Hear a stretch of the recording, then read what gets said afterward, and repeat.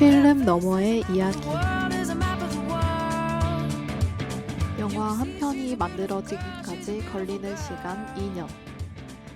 그 시간 동안 수백 명의 사람들이 모여 장면을 만들고 장면들이 쌓여 한 편의 영화가 완성됩니다. 스크린에 담긴 이야기 뒤에는 그보다 더 많은 이야기들이 존재하는데요. 익숙하게 지나쳤던 영화들을 조금은 다른 시선으로 바라보며 그 안에 담긴 의미와 숨겨진 비하인드를 짚어보겠습니다. 알고 보면 더 흥미로운 영화 이야기 만나러 가볼까요? 안녕하세요. 필름 너머의 이야기의 아나운서 한승연입니다.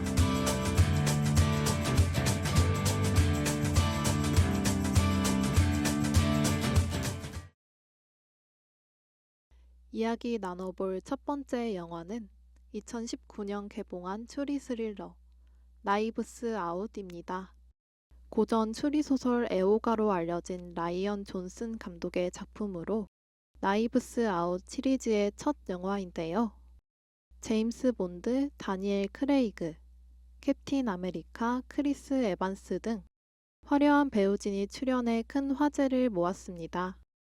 이 영화는 대저택 살인사건과 탐정이라는 클리셰를 신선하게 풀어냈어요. 이동진 평론가는 별점 4점과 함께 짝짝 달라붙는 재미라는 표현을 남기기도 했죠. 제작비의 7배가 넘는 수익을 내며 성공적인 흥행 성적도 기록했습니다. 영화는 베스트셀러 추리소설 작가 한란이 자신의 생일 파티 직후 의문의 죽음을 맞이하면서 시작되는데요. 사건을 수사하기 위해 탐정 블랑이 등장하고 외부인인 간병인까지 포함해 가족들은 모두 용의선상에 오르게 되죠. 영화는 초반부에 중요한 사실을 먼저 공개하여 관객이 범인의 심리를 따라가도록 유도합니다. 그래서 누가 범인인가 보다는 등장인물이 어떤 사람인가에 더 집중하게 되고요. 이러한 구조는 고전 추리소설의 영향을 받은 연출이라고 볼 수 있습니다. 또 주목할 점이 있습니다. 이 영화가 단순한 추리극에 그치지 않는다는 점인데요. 영화 속 가족들은 모두 부유한 상류층이지만 유산을 위해 서로를 끊임없이 의심하고 갈등을 드러냅니다. 반면 외부 인물인 간병인은 가장 선의에 가까운 존재로 그려지죠. 이러한 대비를 통해 영화는 내부로 칼을 겨누는 현대 미국 사회의 모습을 풍자하고 있습니다. 작품 속에서 칼이 반복적으로 등장하는 이유도 여기에 있다고 해요. 그리고 대본 리딩 당시 감독은 배우들에게 서로 다른 대본을 전달해 범인이 누구인지 알 수 없도록 만들었다는데요. 덕분에 배우들 사이에 자연스러운 긴장감이 형성됐고 그 분위기가 연기에도 그대로 반영됐다고 합니다. 익숙한 장르를 새롭게 뒤집은 이 영화는 단순한 추리를 넘어 사회를 함께 바라보게 만드는 작품이라고 할 수 있겠습니다. 영화의 제목은 밴드 라디오 헤드의 동명의 곡에서 따왔다고 알려져 있는데요. 라디오 헤드의 팬이었던 감독이 살인사건 영화를 찍게 되면 사용하고자 점 찍어 두었던 것이라고 하죠. 그럼 다음 영화 이야기로 넘어가기 전에 노래 한 곡 듣고 올게요. 라디오 헤드의 나이브스 아웃.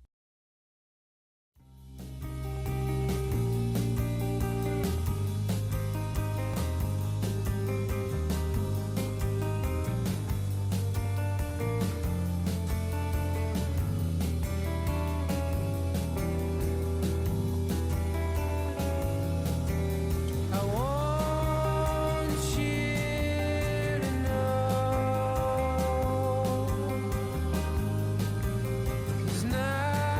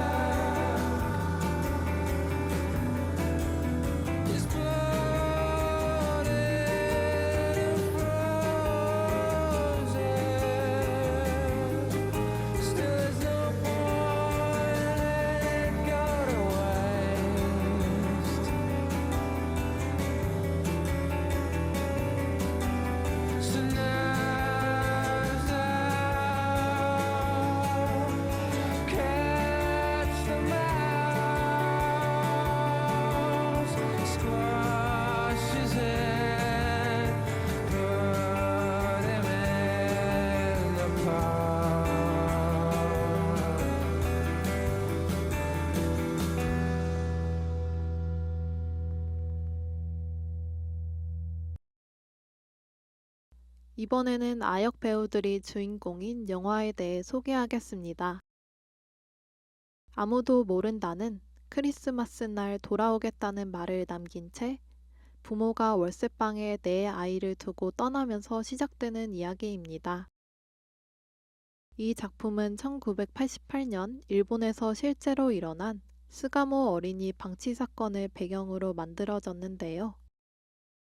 어른들의 무관심한 폭력을 담담한 시선으로 풀어냅니다. 특히 이 영화는 뚜렷한 기승전결 대신 아이들을 아무도 돌보지 않을 때 어떻게 살아가는지를 지켜보듯 따라가는데요. 아이들의 하루하루를 있는 그대로 담아내어 실제 성격과 취향까지 자연스레 영화에 녹여냈다는 점이 인상적입니다. 여기에는 재미있는 비하인드도 숨어 있다고 하죠. 극중 막내가 좋아하는 과자를 정하는 장면에서 막내 역의 배우가 스트로베리 포키보다 아폴로 초코를 더 좋아한다는 점이 반영되어 대본이 바뀌었다고 합니다. 아주 작은 설정까지도 자연스러움을 살리기 위한 디테일이었던 거죠.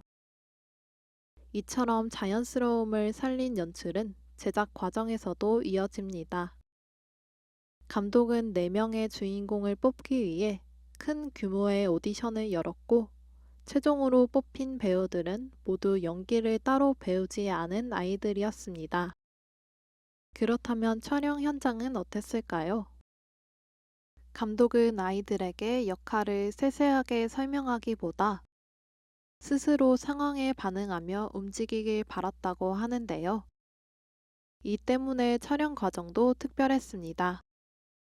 영화 속 시간 흐름에 맞춰 가을부터 여름까지 1년 넘게 촬영이 이어졌어요. 배경이 된 도쿄의 아파트는 따로 빌린 공간이었는데요. 재밌는 점은 촬영이 없을 때 스태프들이 실제 생활 공간으로 사용했다고 합니다. 그리고 감독은 아이들과 마음을 나누기 위해 촬영이 없는 날에는 일기를 쓰도록 했어요. 영화에 대한 생각이나 일상의 관심사를 적게 하면서 아이들의 감정과 성향을 이해하고 영화에 담아내기 위한 것이었죠.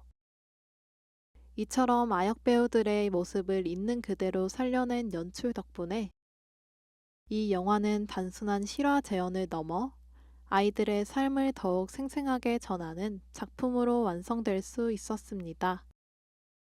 비하인드처럼 아이들의 마음이 담긴 노래 한 곡 들려드릴게요. 이건주와 어린이들의 어른들은 몰라요.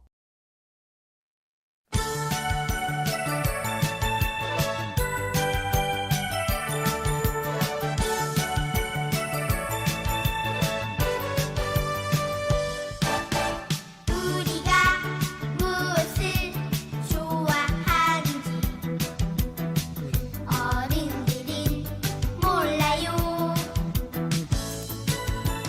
우리가 무엇을 갖고 싶어 하는지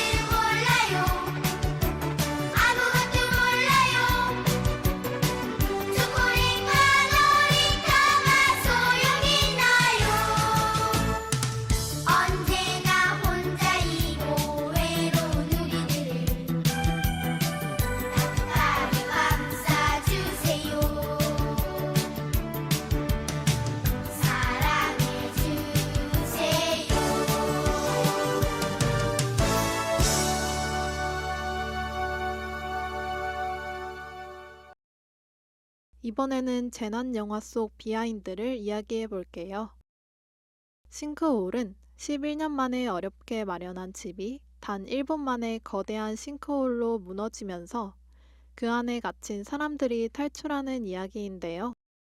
이 작품은 2007년 중앙아메리카 과테말라 시티에서 실제로 발생한 대형 싱크홀 사고를 모티브로 얻었으며, 만약 내가 혹은 내 가족이 그 안에 빠진다면? 이라는 질문에서 출발했다고 합니다. 특히 이 영화는 재난 상황을 더 실감나게 담기 위해 세트 제작에 꽤 공을 들였는데요. 영화의 절반 이상은 인천에 있는 대형 세트장에서 촬영됐고, 실제 마을처럼 보이도록 빌라 전체를 세트로 만들었다고 해요. 또 인물들이 지하 깊은 공간에 갇힌 상황에서도 유동성 있게 움직일 수 있도록 여러 세트장을 이어서 설계한 점도 눈에 띕니다. 이 영화에서 가장 핵심이 되는 장치는 바로 짐벌인데요. 짐벌 세트는 바닥이 직접 기울고 흔들리는 구조라 땅이 무너지는 상황을 실제처럼 표현할 수 있습니다. 배우들이 서 있기조차 힘들 정도로 계속 움직이는 환경이어서 촬영 자체도 쉽지 않았다고 하죠. 이런 장치는 재난영화나 액션영화에서 자주 쓰이는데요. 건물이 무너지거나 배 비행기가 크게 흔들리는 장면처럼 균형이 무너지는 순간을 사실적으로 표현할 때 주로 활용됩니다. 그래서 싱크홀에 출연한 배우들은 촬영에 들어가기 전마다 체조로 몸을 풀며 흔들리는 공간에 적응해 연기를 이어갔다고 하죠.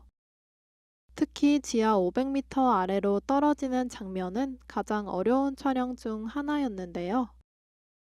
짐벌로 세트를 흔들고 와이어 액션과 카메라 움직임, 그리고 CG를 더해 장면들을 완성했습니다. 여기에 3D CG까지 추가되어서 깊이감과 속도감이 살아났다고 해요. 이처럼 실제 세트와 영상 기술이 함께 쓰이면서 관객들은 훨씬 더 현실감 있는 장면을 느낄 수 있었던 거죠. 쉽지 않은 환경이었지만 현장 분위기는 의외로 밝았다고 하는데요. 배우들은 카메라가 꺼지면 틈만 나면 장난을 치고 이야기를 나누며 유쾌한 촬영을 진행했다고 합니다. 인터뷰에서 한 작가가 누가 먼저랄 것도 없이 장난을 치며 현장을 이끌었다고 말했을 정도로요. 이렇게 만들어진 싱크홀은 단순한 재난 영화를 넘어 생생한 현장감이 느껴지는 작품으로 완성될 수 있었습니다. 이어서 영화 싱크홀 OST 한 곡 들려드릴게요. 럼블피쉬의 아이고.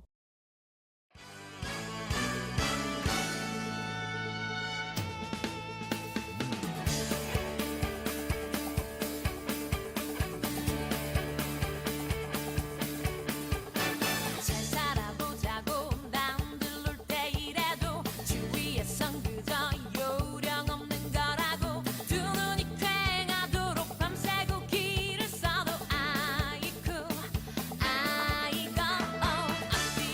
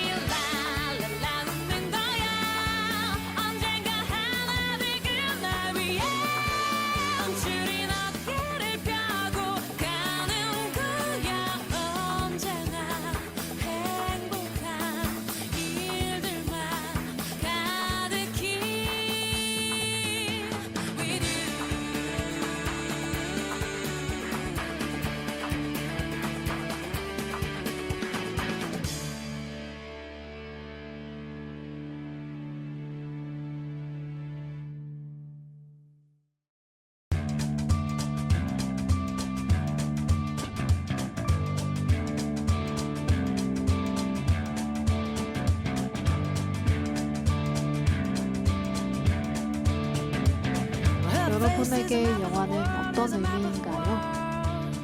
우리의 생각을 다시 돌아보게 하는 힘을 지닌 영화들. 오늘은 영화 속에 담겨 있던 보지 못했던 이야기들을 들여다보았습니다. 영화는 끝나지만 이야기는 오래도록 남길 바라며 다음 시간에는 더 흥미롭고 의미 있는 이야기로 찾아뵙겠습니다. 청취해주신 여러분, 감사합니다.